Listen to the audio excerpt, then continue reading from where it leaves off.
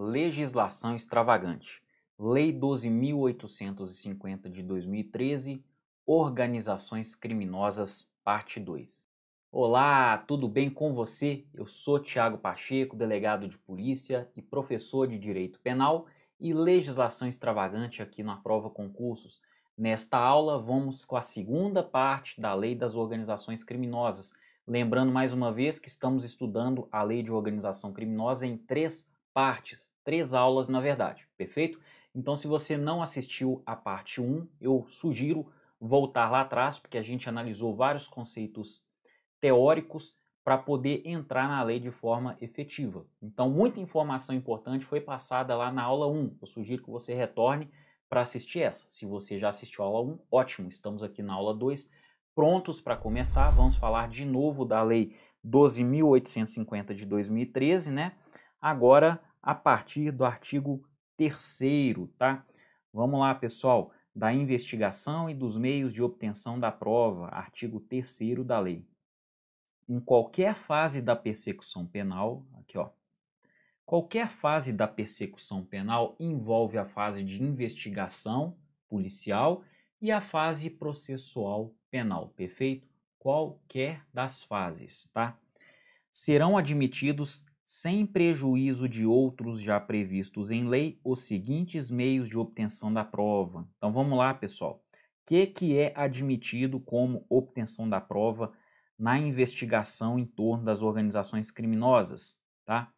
A colaboração premiada, a captação ambiental de sinais eletromagnéticos, ópticos ou acústicos, a ação controlada, o acesso a registros de ligações telefônicas e telemáticas, a dados cadastrais constantes de bancos de dados públicos ou privados e a informações eleitorais ou comerciais, interceptação de comunicações telefônicas e telemáticas nos termos da legislação específica, afastamento dos sigilos financeiro, bancário e fiscal nos termos da legislação específica, infiltração por policiais em atividade de investigação na forma do artigo 11 e a cooperação entre instituições e órgãos federais, distritais, estaduais e municipais na busca de provas e informações de interesse da investigação ou da instrução criminal. Pessoal, alguns desses institutos nós estudaremos nesta aula e também na próxima aula, né, na terceira parte, para a gente fechar aqui a Lei 12.850. Alguns outros institutos são tratados na legislação específica e nós não vamos estudar aqui porque eles estão mencionados em outras leis. Mas a Lei 12.850, ela desenvolve, né, o Instituto da Colaboração Premiada, o Instituto da Ação Controlada, o Instituto da infiltração de policiais, né, por policiais em atividades de investigação. Esses institutos nós vamos ver com calma a partir de agora. Agora, a captação ambiental de sinais eletromagnéticos, né, que está aqui no inciso 2, o acesso a registro de ligações telefônicas e telemáticas, né, a interceptação de comunicação telefônica, estão lá na lei de interceptação telefônica, perfeito? Os incisos 2, 4 e 5 estão lá na lei de interceptação telefônica. O afastamento do sigilo financeiro, fiscal e bancário nos termos da legislação específica também não será visto aqui, porque temos a lei, né, de sigilo financeiro e bancário, ela que instrui a quebra de sigilo, perfeito? E as cooperações entre instituições e órgãos federais, distritais, estaduais e municipais na busca de provas e informações geralmente são feitas por acordos, né? Acordos entre os entes federativos, tá? Acordos de parceria entre os entes federativos, perfeito? Então vamos lá. Primeiro nós vamos falar da colaboração premiada. Instituto da Colaboração Premiada aqui na Lei 12.850 de 2013, tá? Primeiro, a colaboração premiada depende de requerimento ao juiz, tá? O juiz precisa aceitar o acordo, ele precisa deferir o acordo, tá? Os termos ou o termo de acordo deve ser feito por escrito, tá?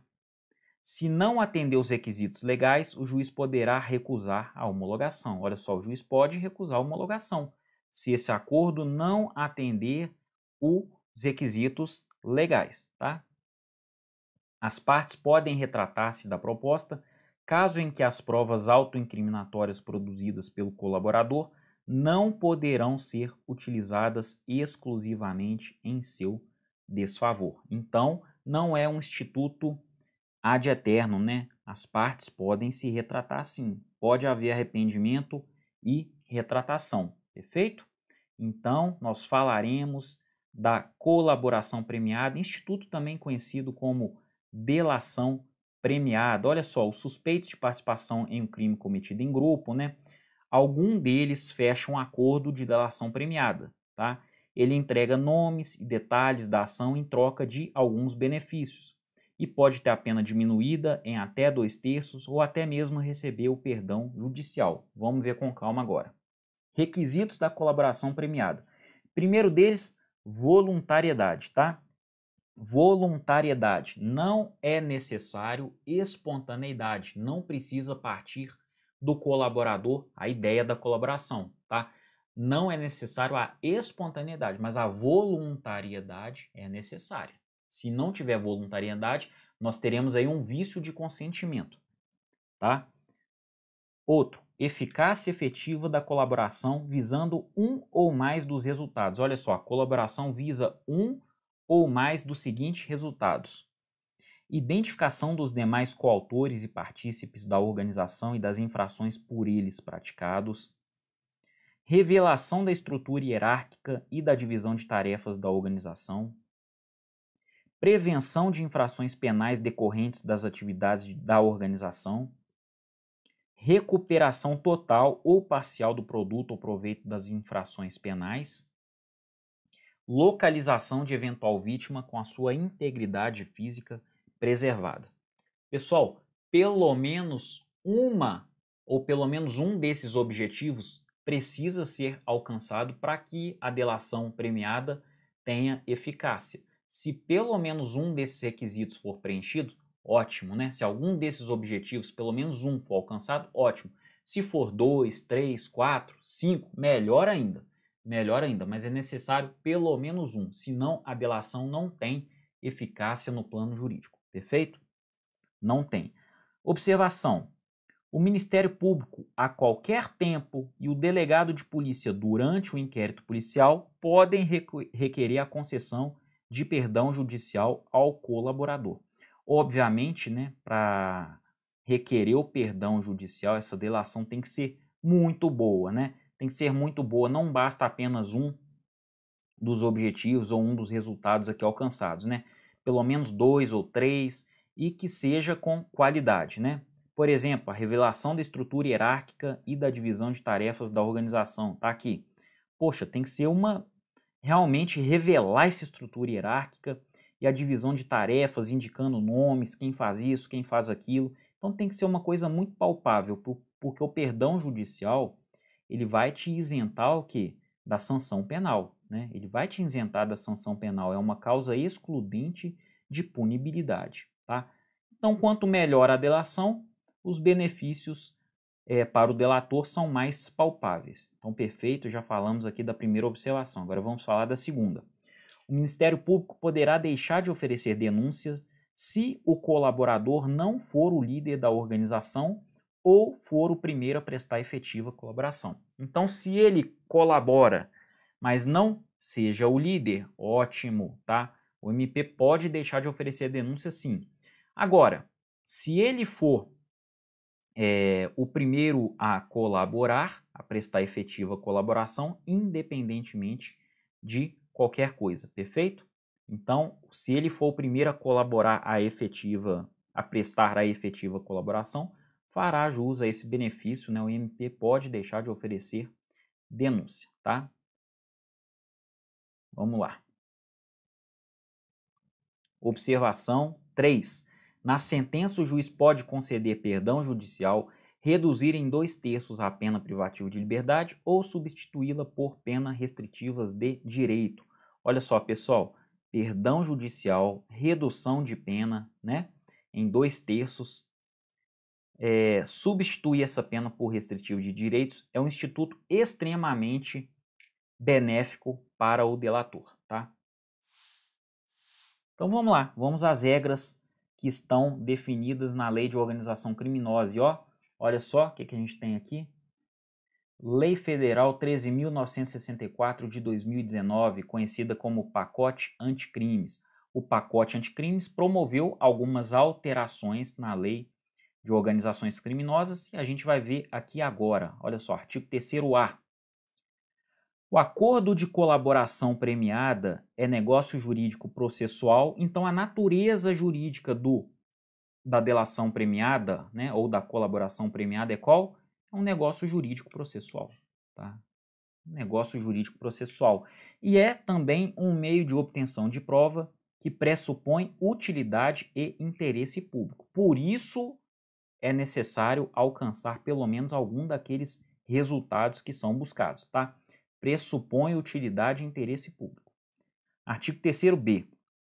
O recebimento da proposta para formalização de acordo de colaboração demarca o início das negociações e constitui também marco de confidencialidade. Olha só, pessoal, essa palavrinha aqui é importante, ó. Confidencialidade, configurando violação de sigilo e quebra da confiança e da boa-fé a divulgação de tais tratativas iniciais ou de documento que as formalize, até o levantamento de sigilo por decisão judicial. Perfeito? Então, o recebimento da proposta para formalização do acordo de colaboração, ele demarca o início das negociações e constitui o quê? Um marco de confidencialidade. A partir daqui, ninguém pode falar mais nada, tá? Falando, estará violando o sigilo e quebra da confiança e da boa-fé.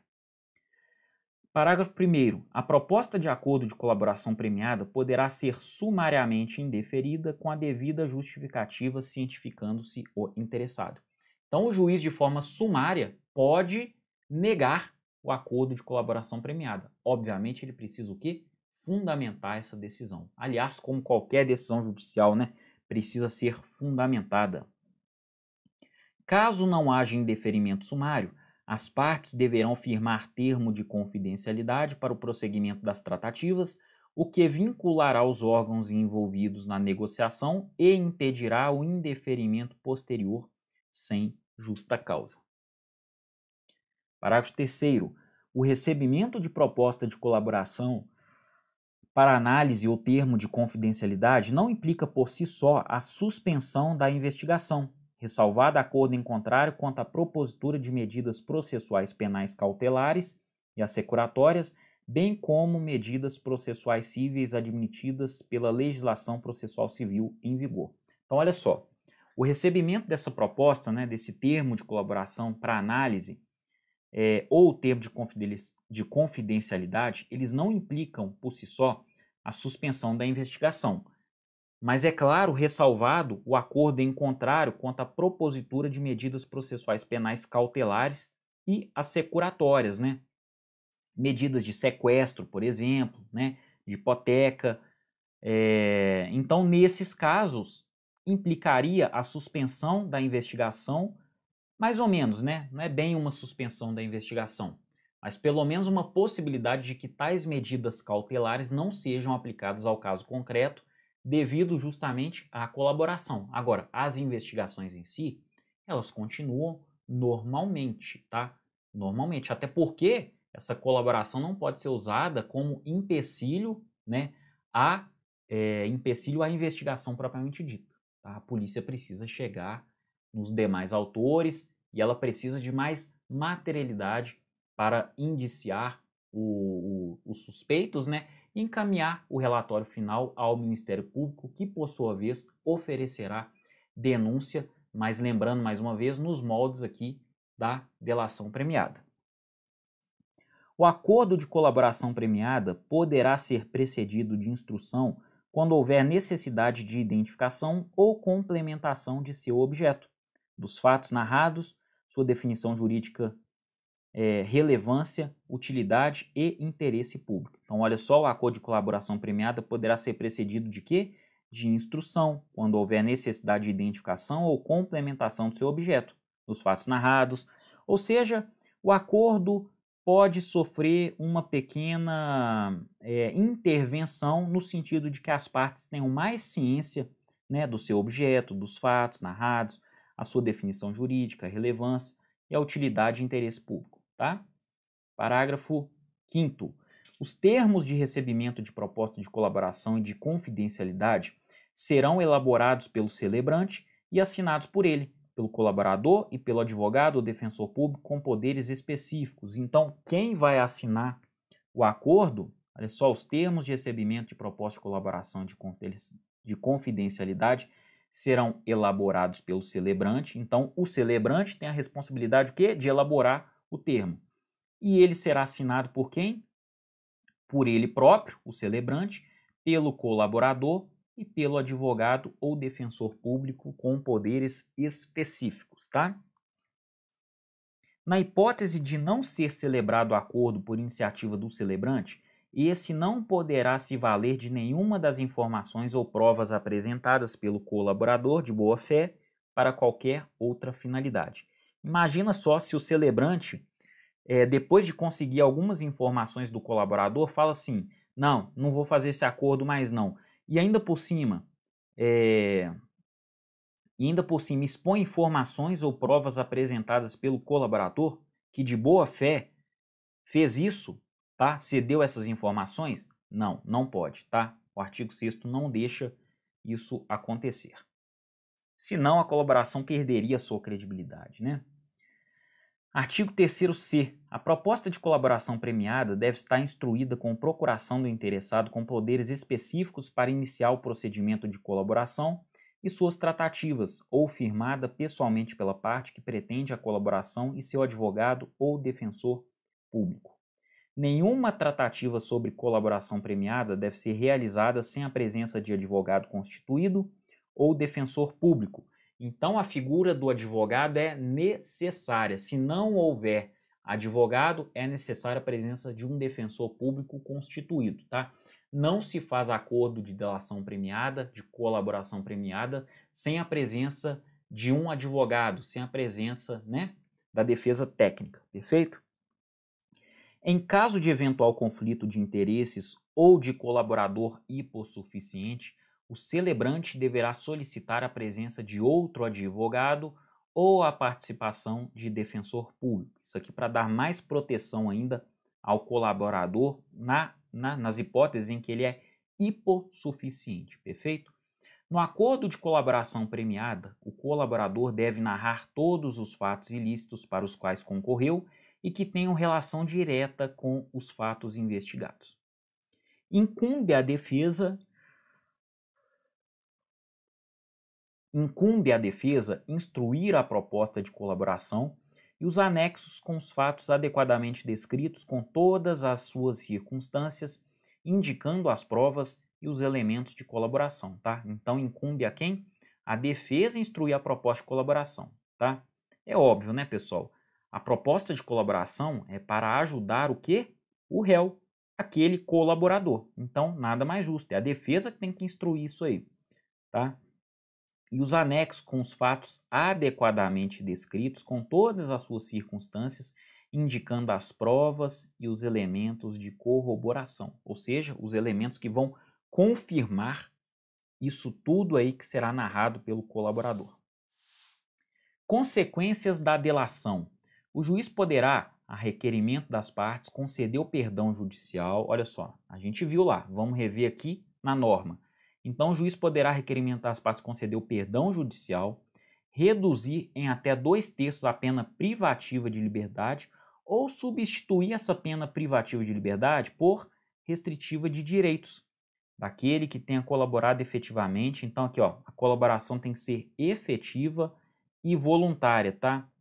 Efetiva e voluntária, com a investigação e com o processo criminal, desde que dessa colaboração advenha um ou mais dos seguintes resultados. É necessário um ou mais desses resultados. A gente já viu, mas vamos rever aqui para revisar, né? A identificação dos demais coautores e partícipes da organização criminosa e das infrações penais por eles praticadas.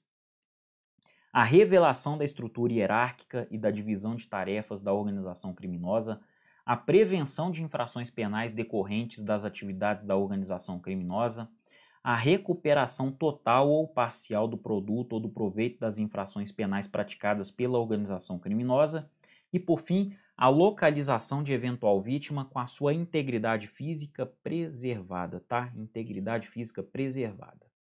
Parágrafo 1º.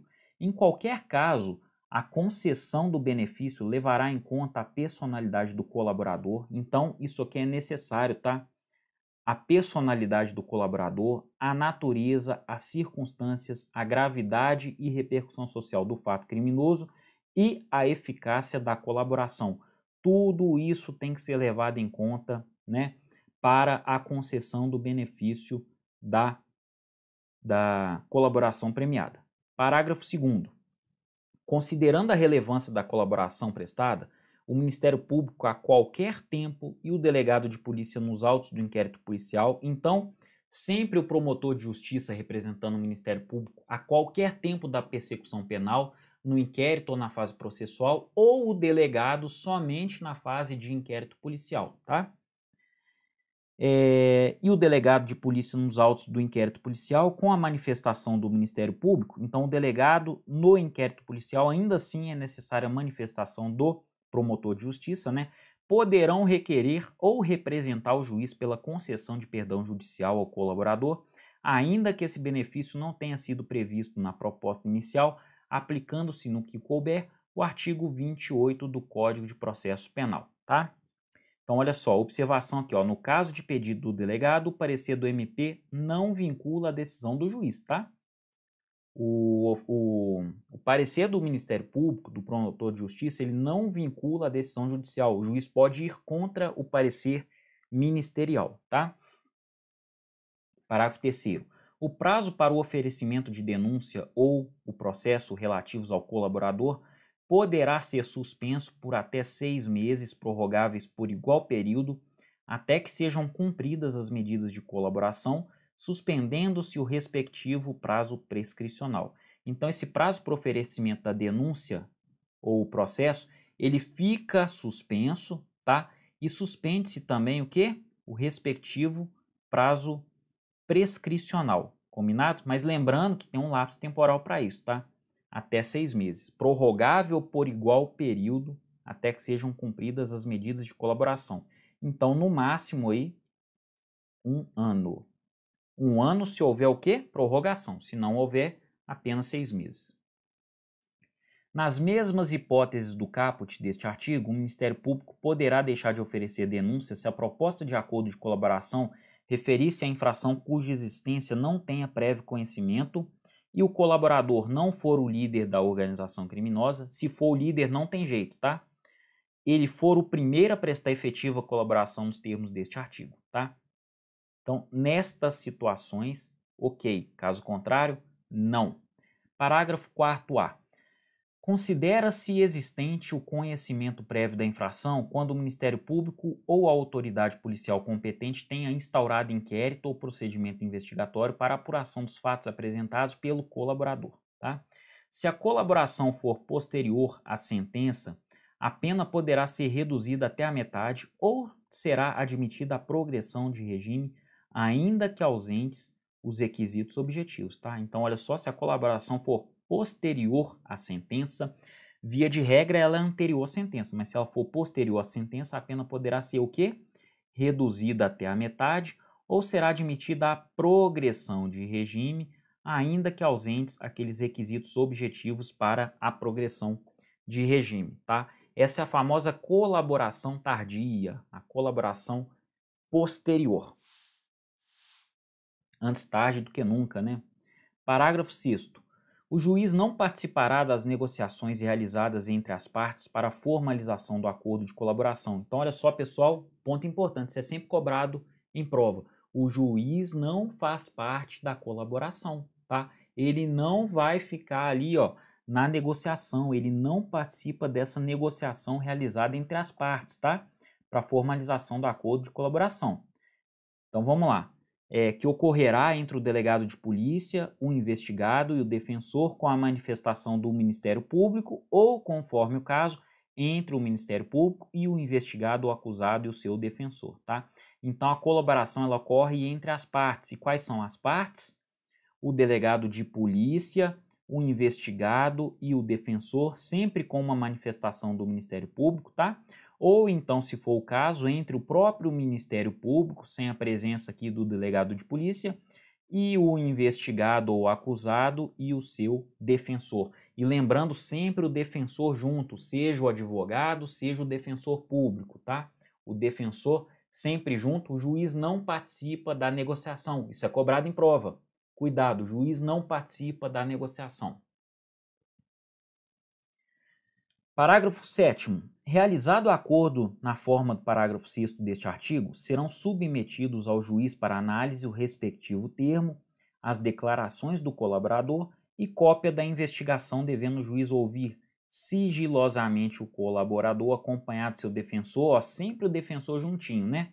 Oportunidade em que analisará os seguintes aspectos na homologação: regularidade e ilegalidade, adequação dos benefícios pactuados àqueles previstos no caput e nos parágrafos 4º e 5º deste artigo, sendo nulas as cláusulas que violem os critérios de definição do regime inicial de cumprimento de pena do artigo 33 do Código Penal, as regras de cada um dos regimes previstos no Código Penal e a Lei 7.210 e os requisitos de progressão de regime não abrangidos pelo artigo 5º deste artigo. E lembrando que a Lei 7.210 é a LEP, a Lei de Execução Penal, tá joia?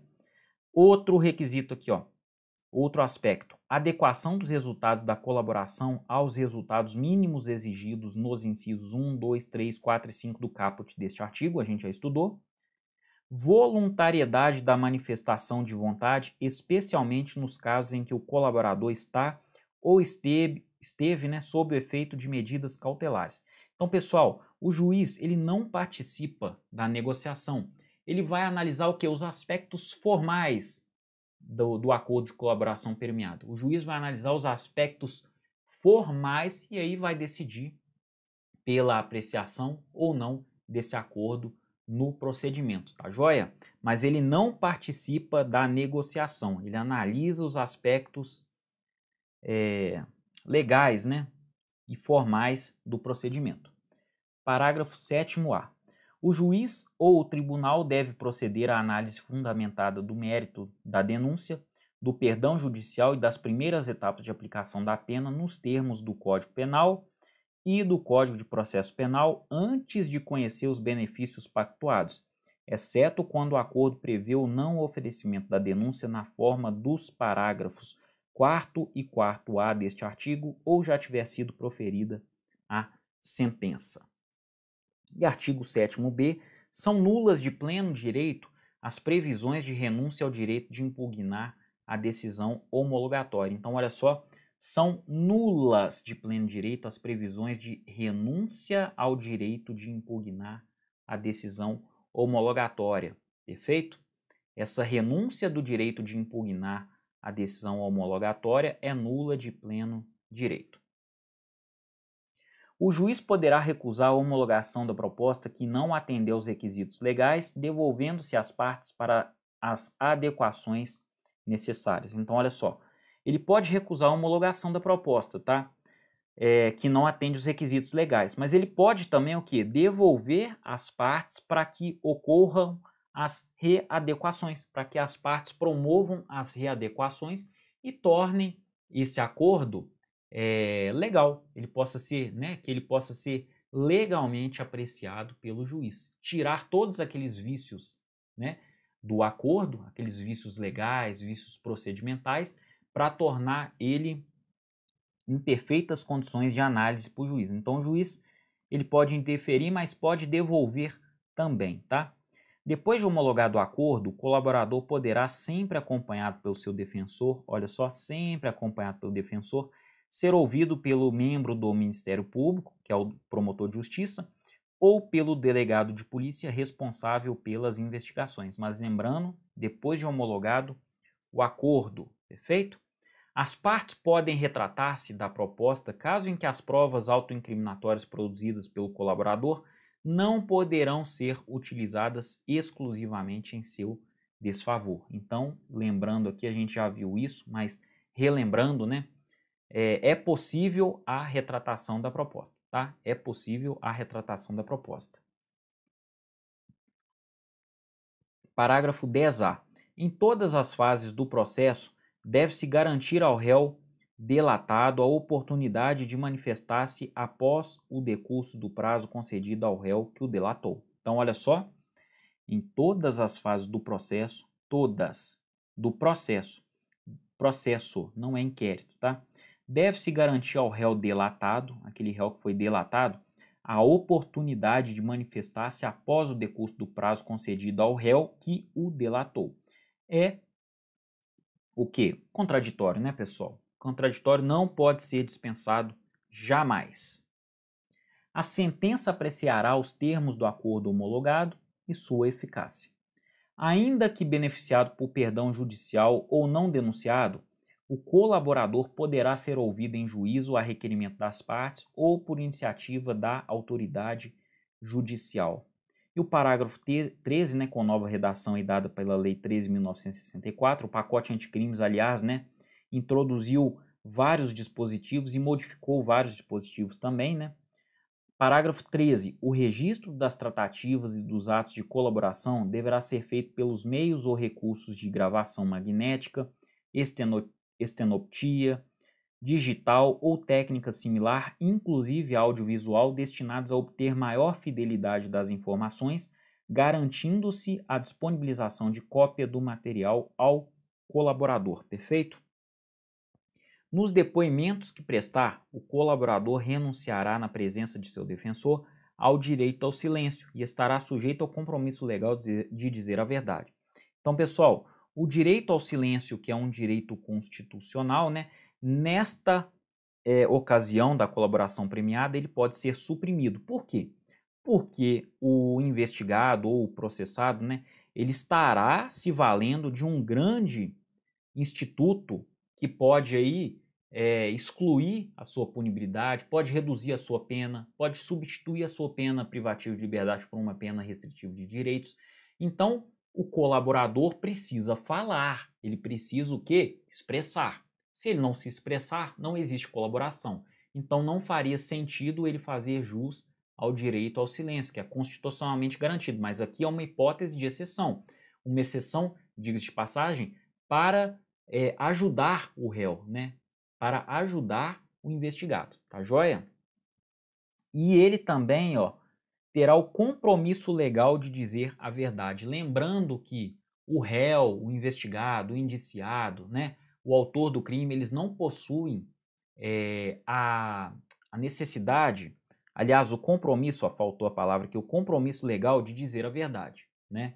Eles não possuem esse compromisso legal de dizer a verdade. Eles podem se silenciar, né? Obviamente que aqui é uma exceção, a gente está vendo, eles podem silenciar e podem até contar uma história. Não é que o direito de mentir é previsto, gente. Não é isso, eu não estou falando isso. Mas ele não tem o compromisso legal de dizer a verdade, assim como uma testemunha tem, tá? A testemunha tem esse compromisso legal. O autor do fato, o investigado, o processado, não. O réu, não, tá joia? Mas aqui ele terá esse compromisso. Por quê? Porque ele fez um acordo. Ele assinou um acordo, tá? Ele assinou um acordo de delação premiada, ele precisa dizer, ele precisa se expressar e precisa se expressar com a verdade, nada a mais que a verdade, tá? Em todos os atos de negociação, confirmação e execução da colaboração, o colaborador deverá estar assistido por defensor. Eu falei, né? Sempre o defensor presente. Nenhuma das seguintes medidas será decretada ou proferida com fundamento apenas nas declarações do colaborador.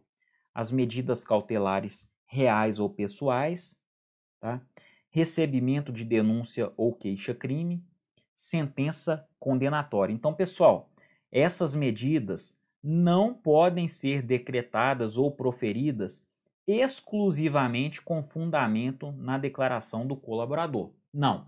A declaração do colaborador, ela subsidia as investigações e ela dá os passos, ela dá os caminhos para que o delegado de polícia ou até mesmo o promotor de justiça possa chegar aos demais autores, né, possa realmente entender o que aconteceu, né, possam alcançar o prejuízo e restituir esse prejuízo às vítimas e por aí afora, tá? Não pode, pelo amor de Deus, esses institutos serem utilizados com base exclusivamente nas declarações do colaborador. E se ele mentir? O colaborador pode mentir, ué, né? Então, olha só, o recebimento de uma denúncia ou queixa não pode estar atrelada exclusivamente às declarações. Uma medida cautelar real de protesto, por exemplo, né? Uma medida cautelar pessoal, uma prisão preventiva, não podem ser tomadas com base exclusivamente nas declarações do colaborador. E muito menos, gente, uma sentença condenatória, né? Pelo amor de Deus, se alguém falou isso é verdade, não é assim que funciona, tá? O acordo homologado poderá ser discindido em caso de omissão dolosa sobre os fatos objeto da colaboração. Então o sujeito fez o acordo lá, tá? Homologou o acordo e simplesmente não quer falar a verdade, quer se calar, vai se calar, olha só, omissão dolosa sobre os fatos, tá? Então essa colaboração poderá ser rescindida. O acordo de colaboração premiada pressupõe que o colaborador cesse o envolvimento em conduta ilícita relacionada ao objeto da colaboração sob pena de rescisão. Então não adianta o sujeito colaborar, mas continuar ali na atividade ilícita, continuar ali naquela organização criminosa, desenvolvendo suas atividades. Não, pelo amor de Deus, não. Ele precisa comprovar que já está fora, já deu um passo adiante, né? Ele realmente quer se ressocializar, ele quer se reintegrar à sociedade. Ele precisa demonstrar isso, tá joia? Caso contrário, aqui ó, rescisão da colaboração premiada. Direitos do colaborador, pessoal. O colaborador tem alguns direitos, e são eles: usufruir das medidas de proteção previstas na legislação específica, ter o nome, qualificação, imagem e demais informações pessoais preservados, ser conduzido em juízo separadamente dos demais coautores e partícipes, né? Não faria o menor sentido ele ser conduzido com os coautores e com os partícipes que ele delatou ou pretende delatar, né? Participar das audiências sem contato visual com os outros acusados, pela mesma razão do inciso 3º, né? Não ter sua identidade revelada pelos meios de comunicação, nem ser fotografado ou filmado sem a sua prévia autorização por escrito.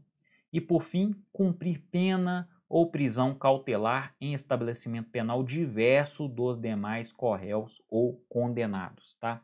Isso aqui é muito importante, inclusive foi introduzido pela lei do pacote anticrime. Termo do acordo. O termo de acordo da colaboração premiada deverá ser feito por escrito e conter o relato da colaboração e seus possíveis resultados, as condições da proposta do Ministério Público ou do delegado de polícia, a declaração de aceitação do colaborador e de seu defensor, as assinaturas do representante do Ministério Público ou do delegado de polícia, do colaborador e de seu defensor, e, por fim, a especificação das medidas de proteção ao colaborador e à sua família quando necessário. Combinado? Artigo 7º. O pedido de colaboração da Corte será sigilosamente distribuído contendo apenas informações que não possam identificar o colaborador e o seu objeto. As informações pormenorizadas da colaboração serão dirigidas diretamente ao juiz a que recair a distribuição, que decidirá no prazo de 48 horas, tá? Então o juiz precisa decidir no prazo de 48 horas. O acesso aos autos será restrito ao juiz, ao Ministério Público e ao delegado de polícia como forma de garantir o êxito das investigações, assegurando-se ao defensor, no interesse do representado, amplo acesso aos elementos de prova que digam respeito ao exercício do direito de defesa, devidamente precedido de autorização judicial, ressalvados os referentes às diligências em andamento. Então, olha só, pessoal, o acesso aos autos será restrito, tá? Será restrito ao juiz, ao MP, ao delegado de polícia. Isso é uma forma de garantir o êxito das investigações e assegurar ao defensor, no interesse do representado, amplo acesso aos elementos de prova, aos elementos de prova que digam respeito ao exercício do direito de defesa, devidamente precedido de autorização judicial, ressalvados os referentes às diligências em andamento. Então, se a diligência estiver em andamento, o advogado não fará jus às informações ainda. Lembrando da súmula vinculante 14, né? Súmula vinculante 14. Quem não sabe a redação dela, por favor, procure saber, tá? O acordo de colaboração premiada e os depoimentos do colaborador serão mantidos em sigilo até o recebimento da denúncia ou da queixa-crime, sendo vedado ao magistrado decidir por sua publicidade em qualquer hipótese, tá?